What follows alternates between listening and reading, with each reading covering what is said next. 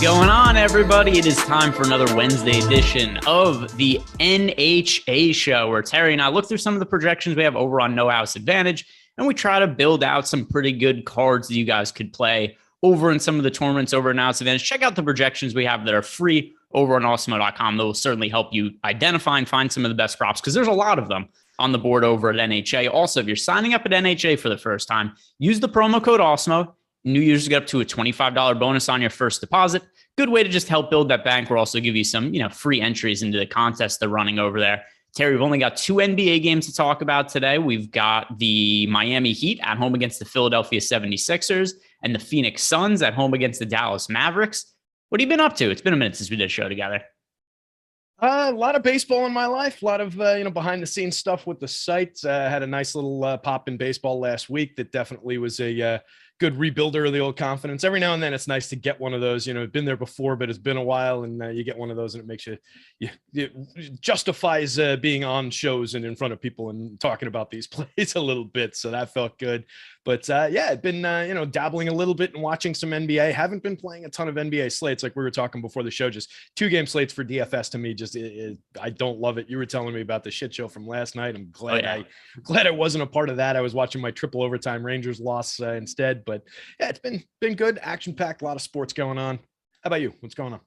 Yeah. And, it's funny because you mentioned baseball. There's so much variance to it where it is often a thing with baseball where you could be building good lineups and just so much of it comes down to, was something ruled in error? Did a pitcher get an earned run here or there? Because I know I had one, what was it, a week ago, maybe 10 days ago or something on FanDuel where I was in first in one of the early slates. It was like a 4-gamer where I'm in first, and first place was 20K for that slate. And then somebody hits a garbage home run in the 8th inning of one of those games, like the last game. And then I'm not even profiting on the slate anymore. So things change fast in baseball. There's a lot of variance to be had, but yeah, Terry did win. It was 30K if I'm not mistaken. Yeah. Yep. Nice little first place 30K on Friday night. And yeah, it was one of those, to your point, that last game of that night was the one where the Nationals scratched out like 20 hits and like 14 runs in San Francisco. And that game just would not end. In the 7th, 8th, and 9th on both sides of the inning, both teams got runners on. It was endless. It was such a long sweat. So I was trying to like keep my phone over there and not check it because I was fully expecting to get caught like you're describing. But you didn't.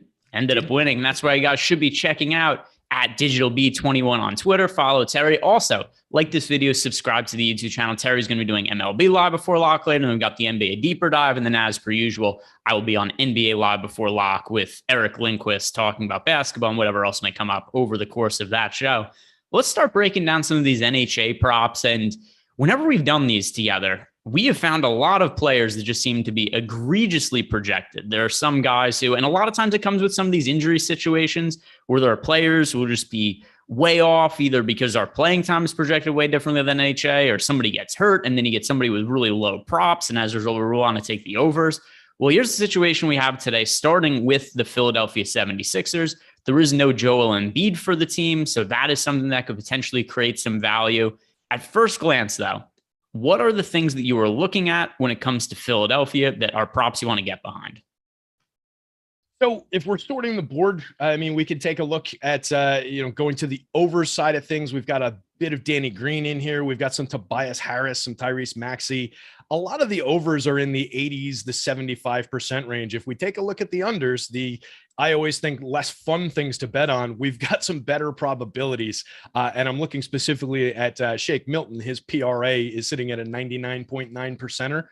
We've got Shake projected out at 9.9 minutes tonight. He's averaged 11 over the last 3, and he's sitting in an 11.5 PRA. We've got him projected for a 5.67. It's one of those situations where the PRA is based on essentially what he did during the regular season. It's a little lower. He played 21.4 minutes on the average during the regular season, gave us a 13.3 PRA. So 11.5 is expecting some minutes to come down, but that's where it should be if he was getting 16, 18 minutes, not 9.5 minutes. So based on where we've got him projected, that one looks pretty strong right off the top, 99.9%. You can't get much better than that.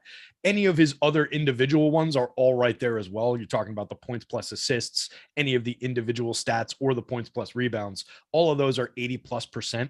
So I think just based on the expectation of limited minutes here, I don't think we're really going out of our way really taking on too much risk by taking any one of those. But the PRA looks very, very strong off the top. And so the other thing to consider too is if you look at the minutes for Shake Milton in game 1 of the series, he played 15 minutes, and that might be some of the people's like, hey, you guys are talking about him playing, was it 11 minutes we haven't projected for? But a handful of those minutes came in garbage time. Yep. Last game, could the 76ers get blown out again? Sure. They're 8-point underdogs playing against Miami. There's no Joel Embiid.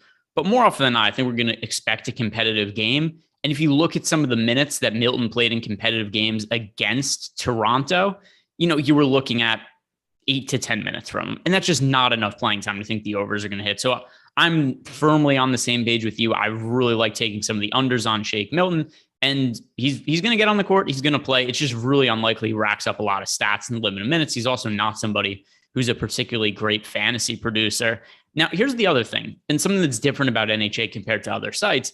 We're looking at DraftKings or FanDuel, Joel Embiid's out in general, being like, hey, 36% usage rate for James Harden, want to load up on Harden. But that's not really the case on NHA because there are so many of these kind of lesser players that end up with crazy prop odds. Like you mentioned before, Shake Milton. We have the under on his points plus rebounds plus hitting 99.97% of the time. So could there be reason to think that some of the Harden props are, not terrible looking? Yeah, the over on or the under on his assist prop is at 10.5. We have hitting 80% of the time. Based on our numbers, 80% is kind of shitty relative to the other options, though. Yeah, I mean, that's the trick with NHA. You do get a lot of these extreme high projections because of how they put these cards together, where they're basing a lot on the seasonal averages or just a bigger sample size rather than like a sharp book where they're putting it on, this is the specific situation down to the second. You saw just the other day, you and Eric rather were racing. I forget what the change was, but you guys were racing to get a bet and you just made it before the bet came down when something changed on one of these shows. So you see that in real time on sharp sites all the time. When a site is setting these lines off of non-realistic expectations of minutes, like what we're seeing with Shake Milton, it just makes sense to take some of those high probability low end player type of picks. And, you kind of forego the stars and in 10.5 on the line for Harden. Yeah, it's rating out at a 79.6. We've got him projected at 8.9 assists, but I don't love chasing ones like that where you're talking about superstar caliber player. In the regular season, 37.2 minutes a game, he was averaging 10.3 assists. So that's right on his season-long average. We're projecting him for more minutes than that. But by virtue of not having his superstar teammate out there, a flawed lineup that he's going to be playing in, of course, there's definitely the downgrade to the projection. But would it really shock anybody if James Harden came out and racked up 11 assists when we've got him projected for nearly 9? That's not that crazy to me. So that one's a little bit more fragile, I think, just by virtue of the player, the situation, and what he typically can do out there. So I don't love that one, but it does math out properly. But I'd be more inclined to chase some of the Shake ones and then some of the ones around the lower end players.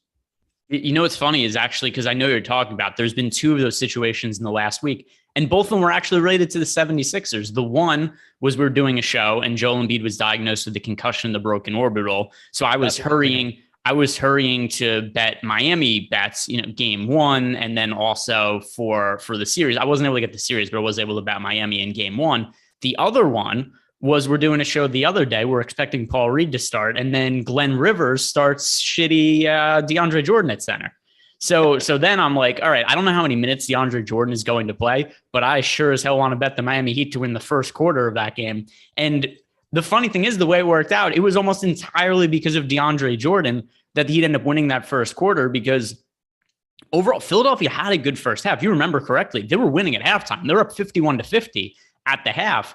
But DeAndre Jordan played like 8 minutes in the first half, and they were outscored by some like 18 points in the limited minutes he was on the floor. So that was the other one where it's like, oh my, DeAndre Jordan starting. I have to emergency bet the Heat to win the first quarter because he's terrible.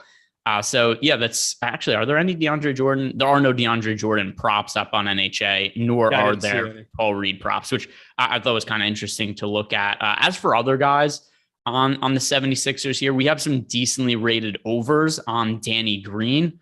But once again, I don't know this is a plunge I want to take. Danny Green, points plus rebounds plus assists at 9.5. That's fairly low.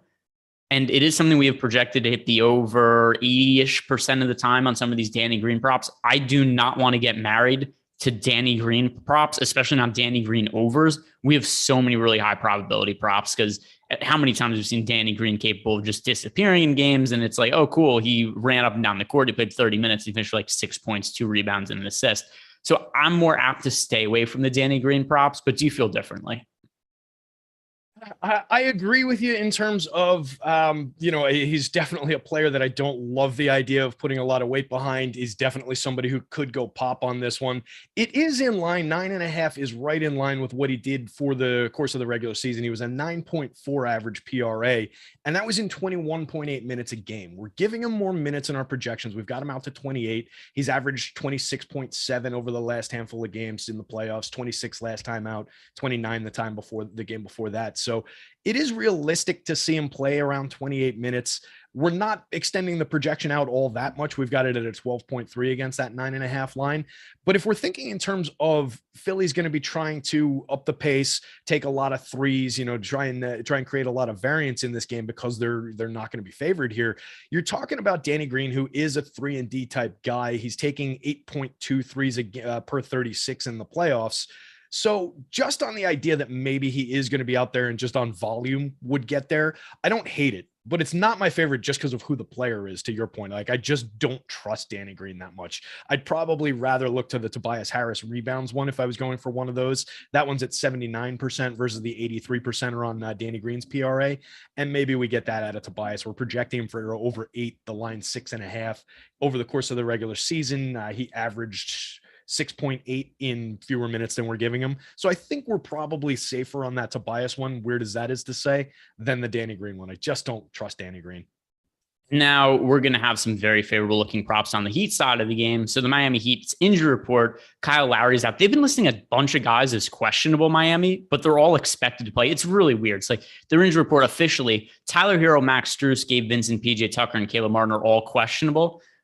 But the team has also come out and said that they're going to play. So it's like, what are we doing here? What's the purpose of all this? But Kyle Lowry is officially out. That's what's going to be most important.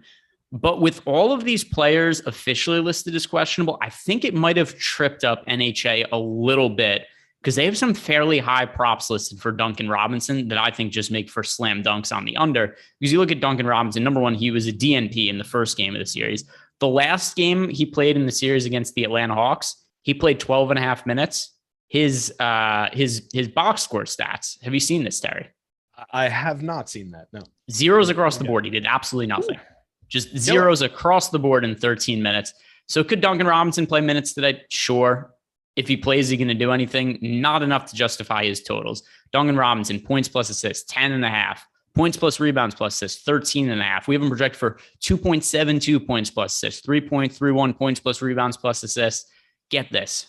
The odds we have on the under, 100%. Now, I think 100% is maybe overstating it a little bit. It's not something that is, no doubt. Like if you sign up at NHA using the promo code Awesemo, you get $25 for free. That's a free $25. This is close to free. I don't know if I'd say 100% chance it's the under because, injuries could happen and whatnot. But 99% of the time, I'm pretty sure Duncan Robinson hits the under based on what we've seen from him so far. How confident are you that we're getting unders on Duncan Robinson across the board?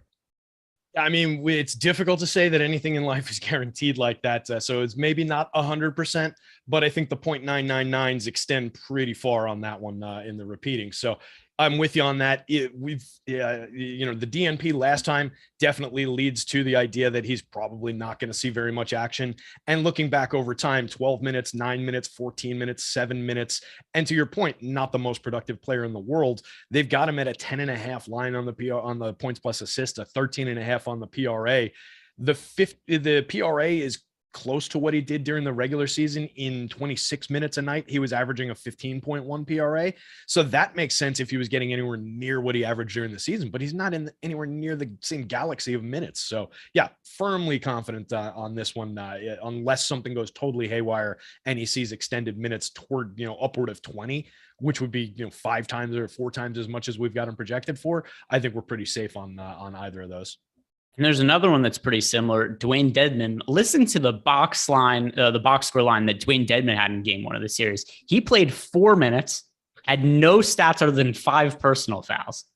Pretty impressive. In the first, this is what he did in the first half. Because the first half still happened when Eric and I were doing our post lock show the other day. And once again, we'll be sticking around for 30 minutes after lock tonight. In the first half, Dwayne Dedmon played 30 seconds, had 3 personal fouls, and didn't come back on the court. Pretty wild stuff. Impressive, to say the least, because that is not easy to do. Here are the numbers that Dwayne Dedmon has posted across the last 3 games. So Dwayne Dedmon, the final 2 games against the series, against the Hawks, first game of the series against the 76ers. In total, he has 3 points, 2 rebounds, and no other stats. One turnover. My bad. Sorry, Dwayne Dedmon. 1 turnover also. No other. He's accumulated nothing else. With that in mind, I think this is another guy we have to really like the unders on, especially when the over-under for rebounds at Dwayne Dedmon is 5.5. when you consider that he's had a total of 2 rebounds across his last 3 games. Seems pretty safe. I don't know how much I can really add to the equation there, but yeah, I mean, we're talking about a 5.5 minute projection for this guy going back over the last few games, 4 minutes, 2 minutes, 4 minutes. I'm pretty confident that we're good here. Maybe he trips into a few extra rebounds the way he was racking up fouls in that other game, but I don't really see it. I would have to think 3 fouls in 30 seconds like that might be pushing a playoff record. Like, I know you can rack up fouls quickly in the NBA, but that is really quick, especially for doing nothing else while you're out there. So that's impressive. It's almost like the Happy Gilmore. I'm the only guy who ever took my skate off and tried to stab somebody. Right? Yeah, it's one of those impressive things. Now, I'm telling you, though, you throw down a gauntlet like that, Jaren Jackson, if he's listening, he'll match that record. He'll come out and he'll do it. He'll do it. And not against the Warriors, probably, where he's guarding Draymond Green.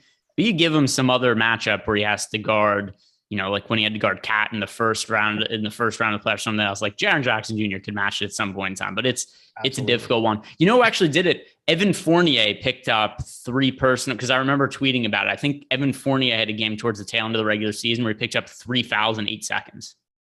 Wow, not intentional. That might be the most impressive thing Evan Fournier did all year.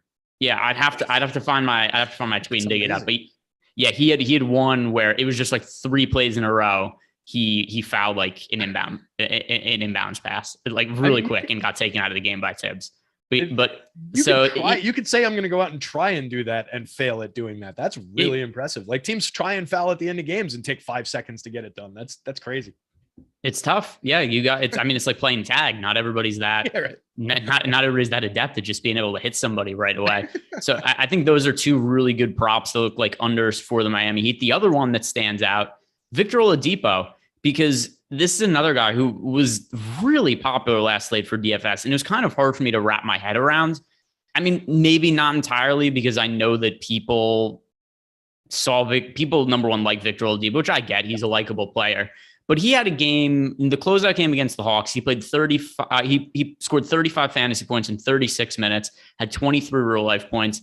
But there was no Jimmy Butler and no Kyle Lowry in that game. So now last game, what happened was the team was back to almost full health. Kyle Lowry was out, and we just saw more modest numbers from Victor Oladipo: 5 points, 5 rebounds, 2 assists. Also, he did get a little bit of garbage time run at the end of the game. I just don't think we are going to see big minutes from Victor Oladipo in more competitive games. So once again, I look at some of the props for Oladipo. I think it's a little bit too weighted towards what happened a couple of games ago, but I think unders for Oladipo also makes sense. Are you on board with that? Yeah, I am. It makes sense. We've got him projected at 18.1 minutes. And to your point, he played the entire fourth quarter in garbage time that last time out. So I think that our minutes are probably around accurate, and that puts him in line to go well under that. So I think it makes a ton of sense. Over the course of the regular season, his PRA was an 18.8 on the average in over 20 minutes, 21.6 minutes a game. So if we're undercutting those minutes, assuming that he comes in and sees, kind of a regular rotation, assuming that this game is close, he's probably not going to play the entire fourth quarter. So I'm comfy saying that, those minutes fall down below 20. If you look, he played the back end of the first and then the start of the second quarter, sat out most of the rest of the second quarter, except for a quick little stint at the end, and then sat for the entire beginning of the third. So I think that's what his regular rotation is going to look like. It's going to be end of the quarter, start of the next one on both sides.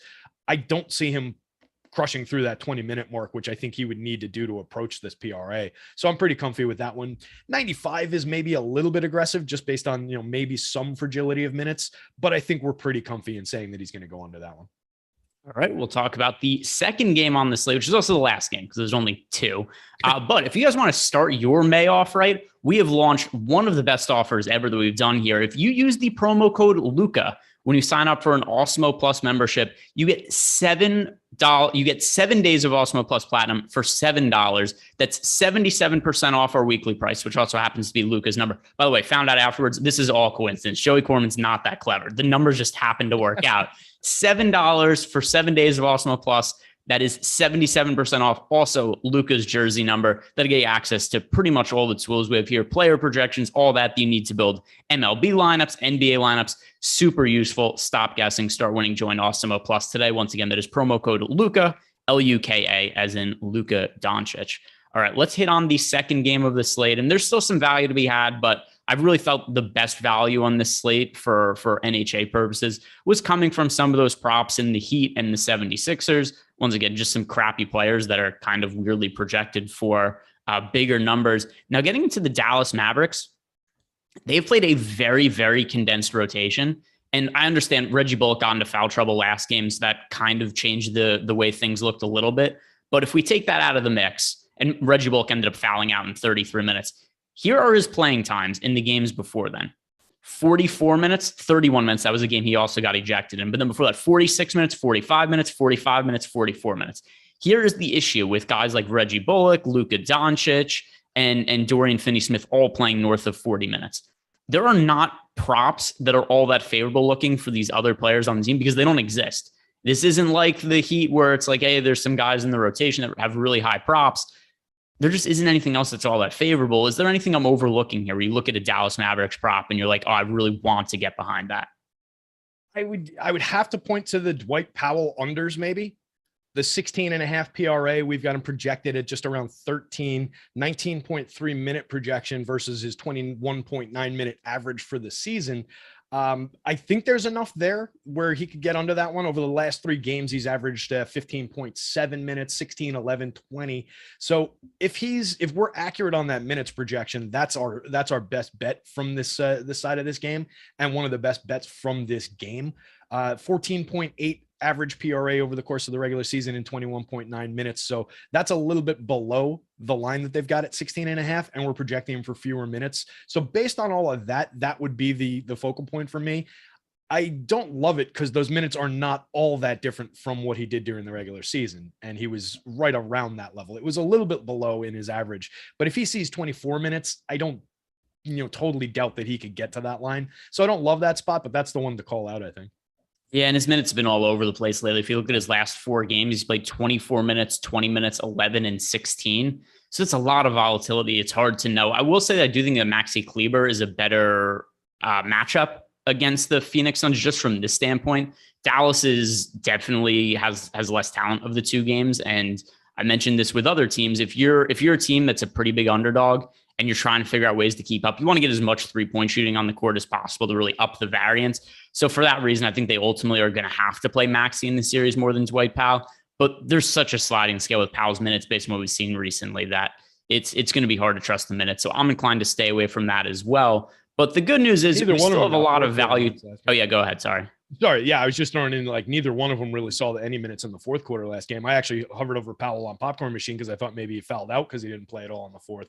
But they just went to a Dinwiddie, Bullock while he was still there, Brunson, Finney-Smith, Luka, and then Josh Green came in for the very end after Bullock was out. So it's very condensed, like you said, and it's very focused on the wings and the smaller guys rather than those big front court guys.